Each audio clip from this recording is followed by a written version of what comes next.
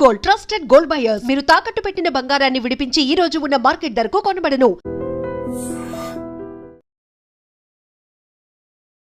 Greenland మాదే. అక్కడ అడుగు పెడితే అమెరికా అయినా సరే కాల్చి పడేస్తాం. తర్వాత సంగతి తర్వాత అంటోంది డెన్మార్క్. అసలు అవతల ఉన్నది అగ్రరాజ్యమని తెలిసినా కూడా డెన్మార్క్ ఇంత మాస్ వార్నింగ్ ఎలా ఇవ్వగలుగుతోంది? యుఎస్ అంటే అసలు లెక్కలేదా, భయం లేదా? హెచ్చరించడం దాకా ఓకే, అమెరికాని అసలు ఎదుర్కొనే సత్తా దానికి ఉందా? గ్రీన్లాండ్ విషయంలో డెన్మార్క్ ధైర్యం ఏంటి? ఒకసారి చూసే ప్రయత్నం చేద్దాం.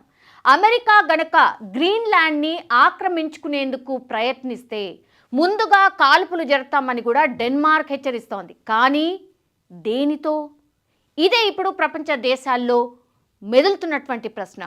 1950ల తర్వాత తొలిసారిగా గ్రీన్లాండ్పై అమెరికా దాడి చేస్తే ముందుగా కాల్చి ఆ తర్వాత ప్రశ్నలు అడగాలనే స్టాండింగ్ ఆర్డర్స్ డెన్మార్క్ దళాలకు ఉన్నాయి.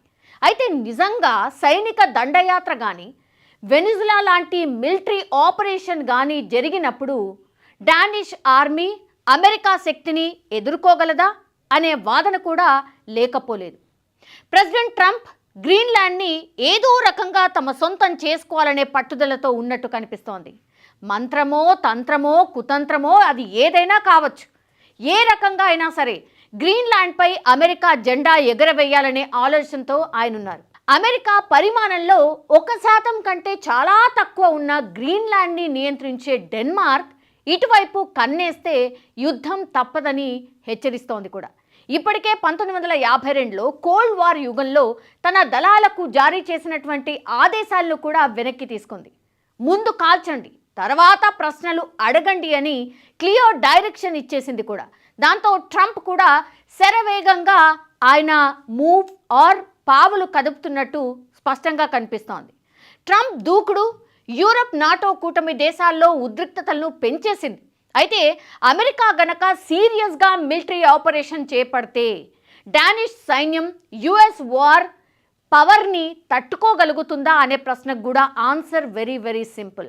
అమెరికాని ఎదుర్కోవడం డెన్మార్క్ వల్ల కానే కాదు. నిజంగా చెప్పాలంటే గ్రీన్లాండ్ని సైనిక పరంగా స్వాధీనం చేసుకోకుండా కూడా అమెరికాని నిరోధించేది ఏదీ లేదు. 1951లో కూడా కోల్డ్ వార్ అగ్రిమెంట్ ప్రకారంగా అయితే గ్రీన్లాండ్లో ఇప్పటికే అమెరికాకు ఒక విస్తృతమైనటువంటి మిలిటరీ యాక్సిస్ కూడా ఉంది. డెన్మార్క్ గ్రీన్లాండ్ అంగీకారంతోనే అక్కడ సైనిక స్థావరాలు ఏర్పాటు చేయడానికి కూడా అమెరికాకు హక్కులున్నాయి.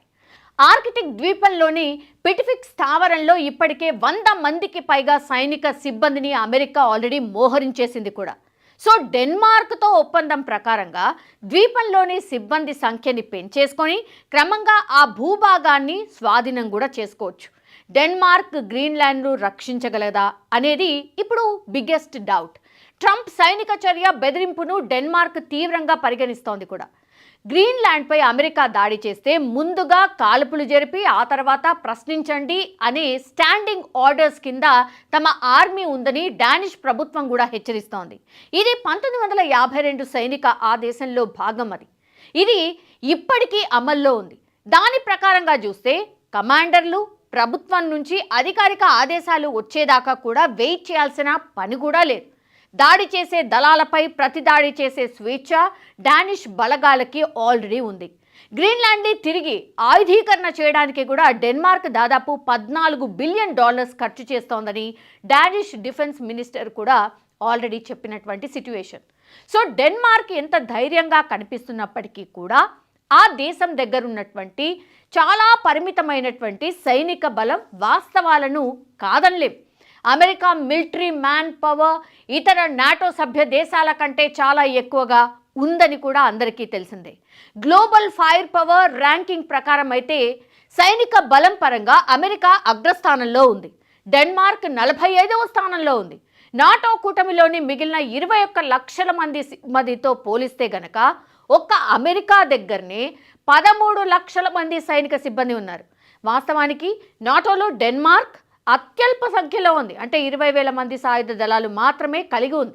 ఇది Indian coast guard man power కంటే చాలా చాలా తక్కువ. రాయల్ డానిష్ నేవీలో 3,500 మంది సిబ్బంది ఉన్నారు. ఇది ఇండియా ఎయిర్ క్రాఫ్ట్ కంటే కూడా ఐఎస్ విక్రాంత్ కావచ్చు, ఐఎన్ఎస్ విక్రమాదిత్యలో మోహరించినటువంటి మొత్తం సిబ్బందికి సమానమని కూడా చెప్పొచ్చు. డెన్మార్క్ దాదాపు 9 యుద్ధ నౌకలను నిర్వహిస్తోంది. ఒక్క సబర్మైన్ కూడా లేదు. డానిష్ ఎయిర్ ఫోర్స్ కూడా చాలా తక్కువ. ఇది అమెరికా బలానికి అసలు ఏమాత్రం కూడా సరిపోదు. డానిష్ వాయుసేనలో 3000 మంది ఉన్నారు. కేవలం 118 యుద్ధ విమానాలు మాత్రమే అక్కడ ఉన్నాయి. అండ్ వెనిజులా ఆపరేషన్లో అమెరికా పెద్ద సంఖ్యలో 150 వరకు యుద్ధ విమానాలను మోహరించింది. ఆ దేశ ప్రెసిడెంట్ నికోలస్ మదనుని అదుపులోకి కూడా తీసుకుంది. డెన్మార్క్ దగ్గర ఉన్నటువంటి యుద్ధ విమానాల్లో 26 పాతబడిపోయాయి. F-16A యుద్ధ విమానాలు కావచ్చు, 21 F-35 లైట్నింగ్ 2 విమానాలు ఉన్నాయి. ఇక్కడ చూస్తే కనుక మరిన్ని F-35 ఫైటర్ జట్లు కానీ డెన్మార్క్ అమెరికా నుంచే కొనుగోలు చేసింది.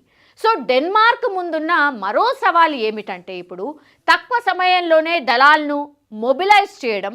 ఎందుకంటే గ్రీన్లాండ్ డెన్మార్క్ నుంచి దాదాపుగా 3000 కిలోమీటర్ల దూరంలో ఉంది. ఒకవేళ 2 దేశాల మధ్య వివాదం తలెత్తితే, అమెరికా గనక గ్రీన్లాండ్పై దండయాత్రకు దిగితే ఏం జరుగుతుందని సరదాగా ఒకసారి ఊహిస్తే గనక డానిష్ సైన్యంతో పాటుగా ఇతర మిత్ర దేశాలు జోక్యం చేసుకుంటే పోరాటం ఒక్క రోజులోనే ముగిసిపోతుందని అంతర్జాతీయ నిపుణులు ఎక్స్పెక్ట్ చేస్తూ ఉన్నారు. అమెరికా ఎయిర్ ఫోర్స్ ఒక్కటే గంటలోనే ఆకాశంలో ఆధిపత్యం చెలాయించగలుగుతుంది. డెన్మార్క్ దగ్గరున్నటువంటి పరిమిత రక్షణ సామర్థ్యాలు అమెరికాని ఎదుర్కోవడం ఏ రకంగానూ సరిపోవని క్లియర్ కట్గా మనకైతే ఇక్కడ అర్థమవుతోంది. అవతల ట్రంప్ లాంటి మోనార్కు ఉంటే డెన్మార్క్ తన ధైర్యాన్ని కోల్పోక తప్పదని కూడా చెప్పొచ్చు. అమెరికా గ్రీన్లాండ్ కావాలంటోంది, డెన్మార్క్ వదులుకునే ప్రసక్తే లేదని కూడా చెప్తోంది. అసలు ప్రెసిడెంట్ ట్రంప్కి గ్రీన్లాండ్ ఎందుకు కావాలి? దీనికోసం ఇంతలా పట్టుదలతో ఎందుకు ఉన్నారు? అక్కడి ప్రజలకు డాలర్లను ఎరగా ఎందుకు వేస్తున్నారు?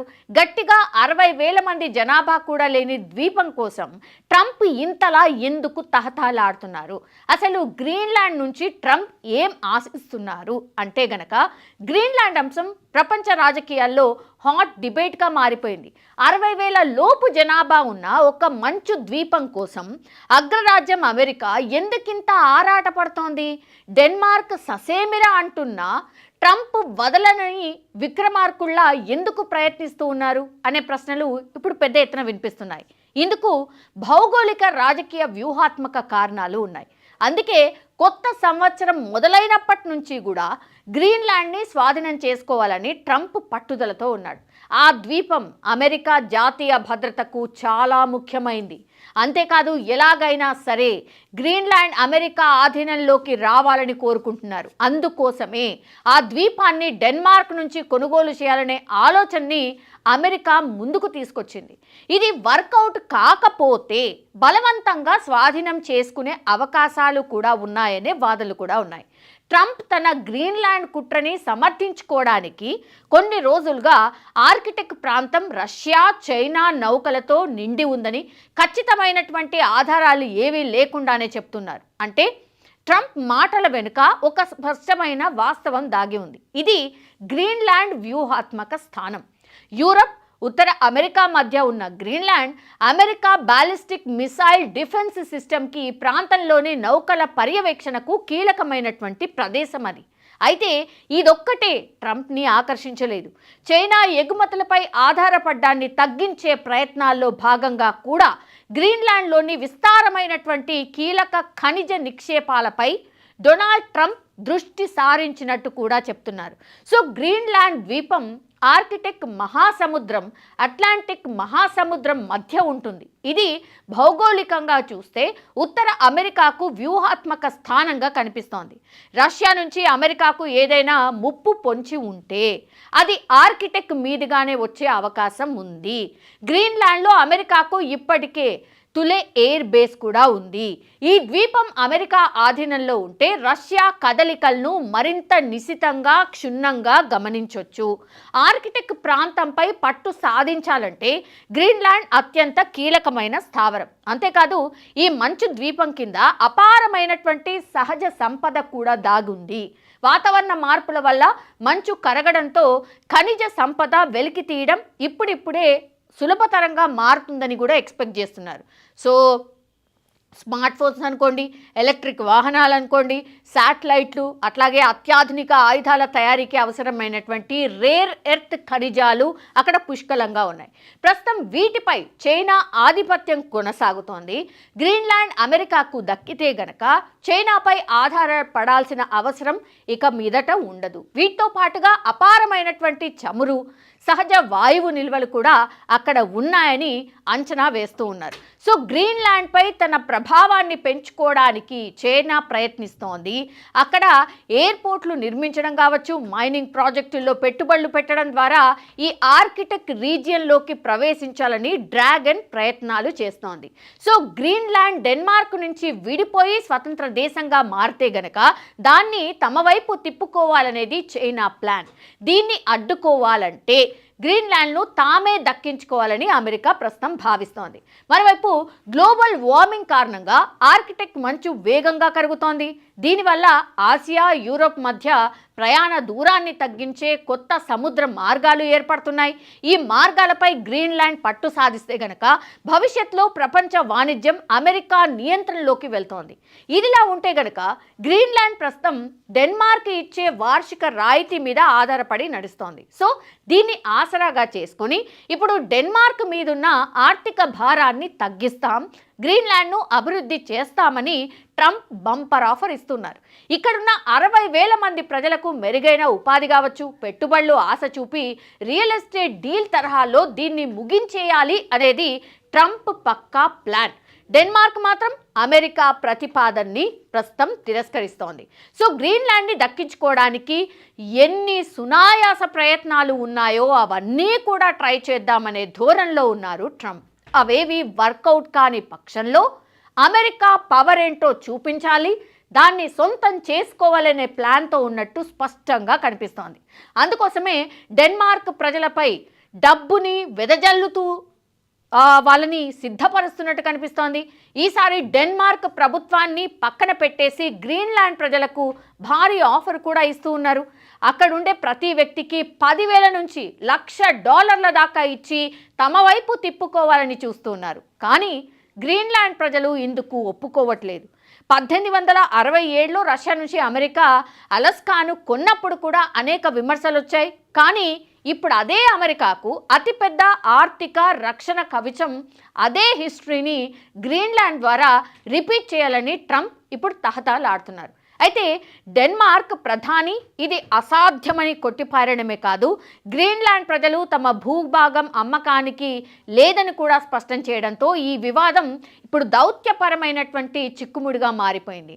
అయితే ఉద్రిక్తతలు పెరిగే కొద్దీ ఈ వ్యవహారం ఎక్కడికి దారి తీస్తుంది అనేది ఇప్పుడు ఉత్కంఠగా మారిన సిచ్యువేషన్ అయితే కనిపిస్తోంది. నిజంగా ప్రస్తుతం ఉన్నటువంటి సమాజం దేనికి ప్రయారిటీ ఇస్తుంది? ఆర్థిక సంబంధాల చుట్టూ మాత్రమే తిరుగుతోంది. మళ్ళీ ఎన్నికలంగానే చాలా విరక్తి కలుగుతున్నాం. మంచి అనిపిస్తుంది కదా, లేడీస్ కూడా ఛాలెంజింగ్ జాబ్స్ చేసినప్పుడు చాలా బాగుంటది. ట్రాఫిక్ అసిస్టెంట్స్ గా నియమించిన ట్రాన్స్జెండర్స్ అందరితో సాల్యూట్ చేయించుకుంటున్నారు. ఫుడ్ డెలివరీ ఇవ్వటానికి వెళ్ళినటువంటి డెలివరీ బాయ్ అనిల్ పై కళ్ళ ముందు పెళ్ళండి